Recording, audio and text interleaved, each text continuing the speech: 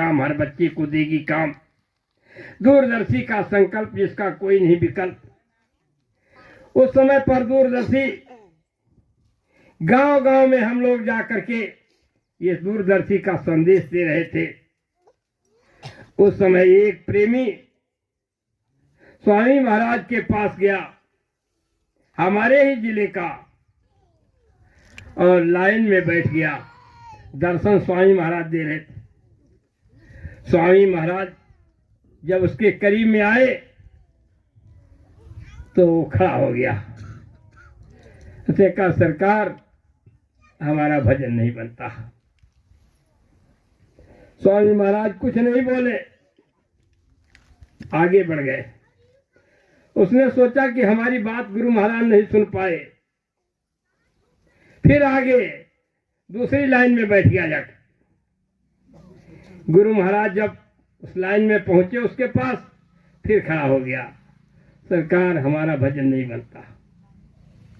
फिर गुरु महाराज कुछ नहीं बोले, फिर उसके बाद में आगे बढ़ गए। तीसरी लाइन में फिर बैठ गया वो। उसने सोचा गुरु महाराज ने मेरी बात सुन नहीं पाई। जब पास में फिर पहुंचे गुरु महाराज, फिर खड़ा हो गया, कहा सरकार हमारा भजन नहीं बनता। स्वामी महाराज खड़े हो गए, भजन नहीं बनता, भजन नहीं बनता। भजन जब मेरा नहीं बनता तो तेरा क्या बनेगा? स्वामी महाराज ने कहा, जब मेरा भजन नहीं बनता तेरा क्या बनेगा? जो आदेश दिया जा रहा आदेश का पालन नहीं कर रहा, भजन नहीं बनता। भजन नहीं, भजन गुरु महाराज जो चाहेंगे तब बनेगा।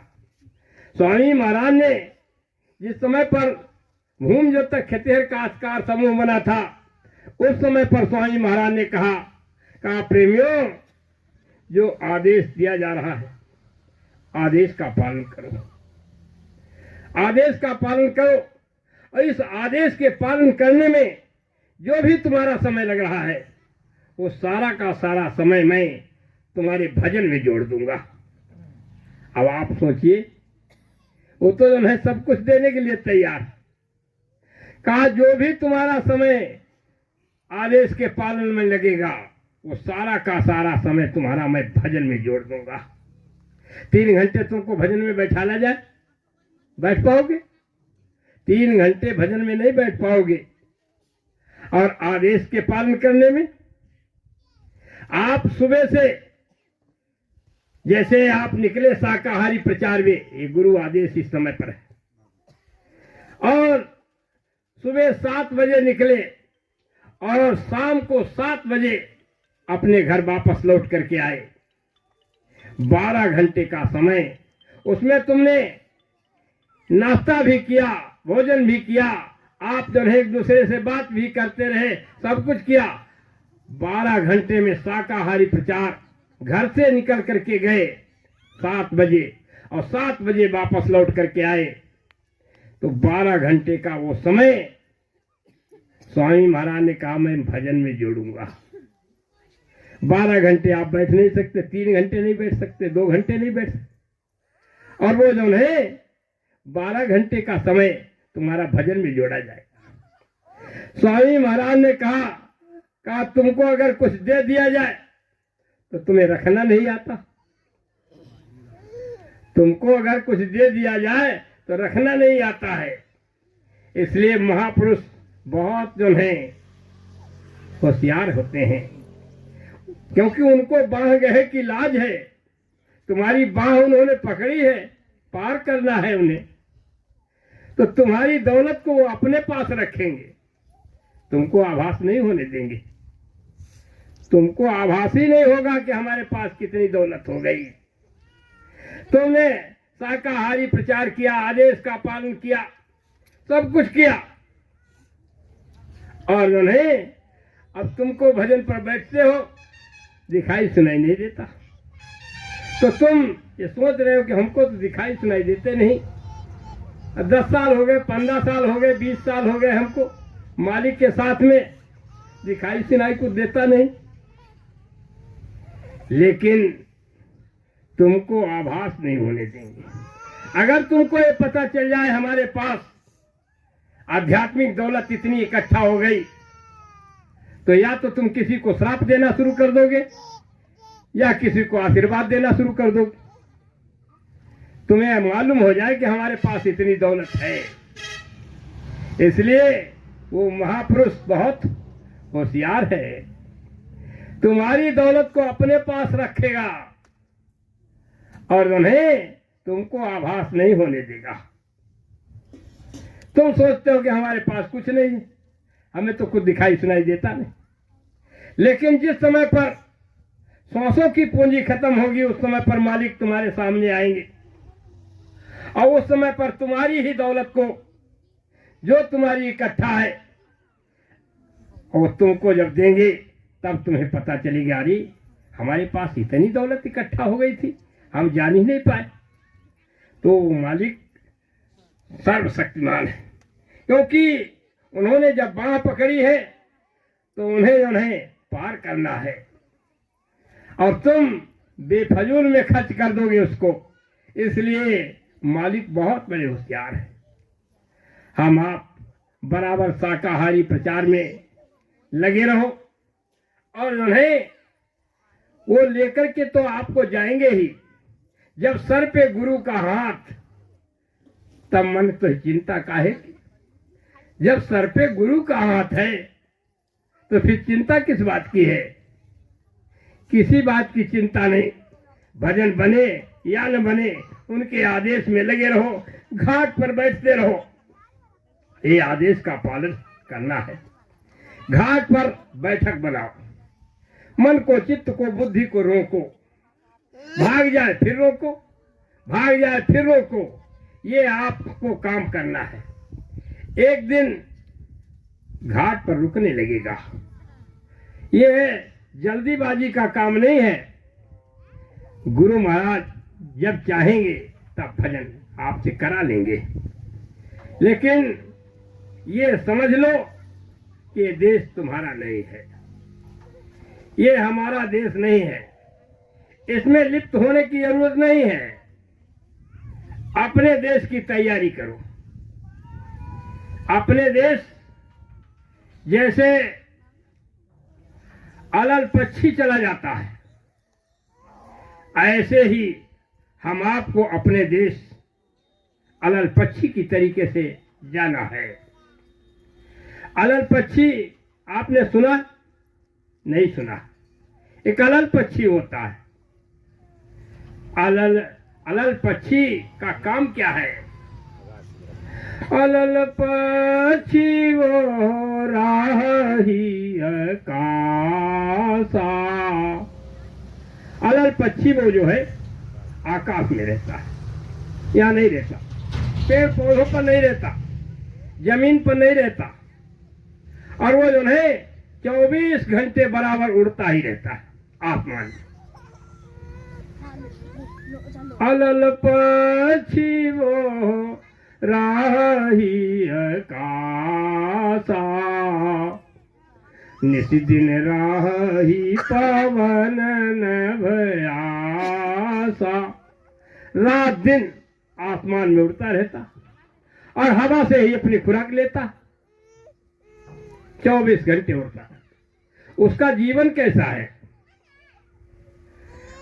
नर और मादा दोनों उड़ रहे हैं। क्या करते हैं? अब आधार तो कोई है नहीं, आसमान में उड़ रहे। दृष्टि भाते ही रहती विधि ठानी। दृष्टि भाव से उन्होंने संभोग कर लिया। नर ने मादा को देखा और मादा ने नर को देखा। दृष्टि भाव से वो जो है उनका संभोग हो गया। यही विधि गर्भ राही ते ही जानी। इस विधि से वो नर जो यानी मादा जो है गर्भवती हो गई। उड़ते उड़ते, जब उड़ते उड़ते गर्भवती हो गई, अब जो है अंडा देने का समय आ गया। जब अंडा देने का समय आ गया वो तो उड़ ही रही, आधार तो कोई है। अब जो है अंड प्रकाश कीन पुनीतावा निराधारु अंडार जावा। वो निराधार, कोई आधार नहीं, उड़ते उड़ते उसने अंडा दे दिया। जब उड़ते उड़ते अंडा दे दिया तो अंडा तो नीचे चलेगा, अब नीचे जा रहा। अंडा जब नीचे चल रहा है और वो अपने जो है उड़ रहे हैं दोनों, नर और मादा। मार्ग माही पुष्टि भाई अंडा। अभी वो जमीन पर अंडा नहीं आया, रास्ते में ही वो पुष्ट हो गया, पक गया। मार्ग माही पुष्टि भाई अंडा, मार्ग माही बिहरी भाखंडा। काजों ने फूट करके पक करके फूट गया। मार्ग माही चक्षुतीन पावा। अभी वो जमीन तक नहीं आया, अब वो जो है बच्चा नीचे चल रहा, लेकिन रास्ते में ही उसकी आंखें खुल गई बच्चे की। मार्ग माही चक्षुतीन पावा, मार्ग भय पंख पर भावा। और पखने भी जो है उसके जो है मजबूत हो गए, पुष्ट हो गए रास्ते में ही। अभी जमीन तक वो आया नहीं बच्चा, लेकिन जमीन के करीब में जब तक आया तब तक उसकी आंखें भी खुल गई, पक करके यानी उन्हें वो अंडा भी पक करके फूट गया, आंखें भी खुल गई और उन्हें पकने भी उसके सही हो गए। जब जमीन के पास आया, मही गयावती सुधी भाता ही। जमीन के करीब में आया तो उसको सुध हो गई। यहाँ मोर नहीं आश्रम आई। यहाँ तो हमारा कोई आश्रम है नहीं। अब वो जमीन तक अभी आया नहीं था, लेकिन जमीन के करीब में आया, उसको सुध हो गई कि यहाँ हमारा आश्रम नहीं है। वो जो है मैं गयावती सुधी भाता ही, यहाँ मोर नहीं आश्रम आई। यहाँ हमारा आश्रम नहीं। सूरत सवारी चले पुनीतावा। जमीन तक वो भी नहीं आया, आप जो है उसको शुद्ध हो गए। और जो है सूरत सवारी चले पुनीतावा, माता पिता को आश्रम जावा। जहां माता पिता उसके उड़ रहे, शुद्ध हो गई, उसको जमीन तक नहीं आया, वो भी उड़ने लगा ऊपर। अलल पछीते ही लेने आवई। अलल पक्षी अपने बच्चे को लेने नहीं आता। उलट चीनी निज घर ही सीधावई। उलट करके और जो है अपने माता पिता के पास पहुंच जाता है। तो यानी बहु पक्षी जगमा रहा में, अलल पक्षी समना ही कहा। पक्षी तो बहुत हैं, लेकिन अलल पक्षी की कहानी एक न्यारी है। ऐसे ही हम आपको यानी अपने घर की तैयारी करनी चाहिए। हमारा सच्चा माता पिता, हमारा सच्चा प्रीतम कहाँ है, बस उसके लिए हम आपको चलने की तैयारी करनी। ये संसार में हमारा नहीं है, कुछ भी नहीं। ये संसार ये बिल्कुल झूठा है। संसार झूठा है और देह भी झूठी है।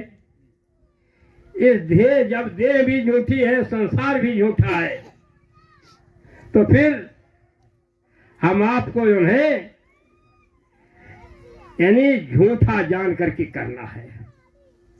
ये समझते रहो कि है झूठा, लेकिन झूठा जान करके इसको करते रहो, क्योंकि हम आपको गृहस्थ आश्रम में मालिक ने रखा है। उदासीन हो जाओगे। जब आप धीरे धीरे आपको कुछ मिलेगा अंदर में और मन के ऊपर का मैल साफ होगा। ये नाम जो है ये साबुन है। गुरु ने जो आपको नाम दिया है ये नाम साबुन है। ये नाम चेतन है, जड़ नहीं है, चेतन है। और ये नाम मन के मैल को साफ करता है, जीवात्मा के ऊपर की गंदगी को साफ करता है। जब नाम साफ हो यानी जो है मन को साफ कर देगा तो निर्मल मन जन सो में पावा, मोह कपट छल भाव। निर्मल मन हो जाएगा, चित्त निर्मल होगा, बुद्धि निर्मल होगी तो मालिक के मिलने में देर नहीं। लेकिन जब तक सफाई नहीं होती है तब तक हम आपको दिखाई सुनाई नहीं देता है। और बात यह है कि हम अभी अपने को पहचानते नहीं। हम इस मानव शरीर के अंदर क्या है? हम हाथ पैर नाक मुंह ये नहीं है। हम इंसान नहीं है। इसके अंदर जो कैद है जीवात्मा, जो आज यानी हम बोल रहे हैं और कल इसमें से निकल जाएंगे, उस शक्ति को पहचानो कि हम कौन हैं। इस जीवात्मा में बहुत बड़ा पावर है, बहुत बड़ी शक्ति है, लेकिन हम आप अपने को पहचानते नहीं। धीरे धीरे धीरे धीरे साधना में आप बढ़ेंगे तो इस जीवात्मा में त्यों त्यों प्रकाश बढ़ता चला जाएगा। और यानी तीसरे नाम पर इस जीवात्मा में 12 सूर्यों का प्रकाश, इसी जीवात्मा में 12 सूर्यों का प्रकाश। और जब चौथे नाम पर पहुंचेगी ये जीवात्मा, तब इसी जीवात्मा के अंदर 16 सूर्यों का प्रकाश हो। तब तो उस भव्य प्रकाश को आप बर्दाश्त कर सकेंगे, जहां अरबों सूरज चांद सितारे रोम रोम में करे उजारे, खरबों सूरज चांद सितारे रोम रोम में करे उजारे। क्या उस प्रकाश को तुम बर्दाश्त कर सकते हो? धीरे धीरे इस जीवात्मा में भी प्रकाश बढ़ता चला जाएगा और ये जो है जीवात्मा जाकर के उसी प्रकाश में विलय हो जाएगी, उस शब्द में विलय हो जाएगी। तो ये काम धीरे धीरे होगा, लेकिन गुरु महाराज ने तुम्हारी बाह पकड़ी है। अब चिंता की कोई बात नहीं है। गुरु के आदेश का पालन करते रहो। नहीं भजन बनता है तो आदेश तो पालन करो। अभी शाकाहारी प्रचार की बात कही गई थी, तो ये गुरु आदेश है। कभी स्वामी महाराज ने दूरदर्शी बनाई तो उस समय पर प्रचार कराया। दूरदर्शी को चुनाव मैदान में उतारा तब भी प्रचार कराया। ये गुरु आदेश था। हमें उससे क्या लेना देना।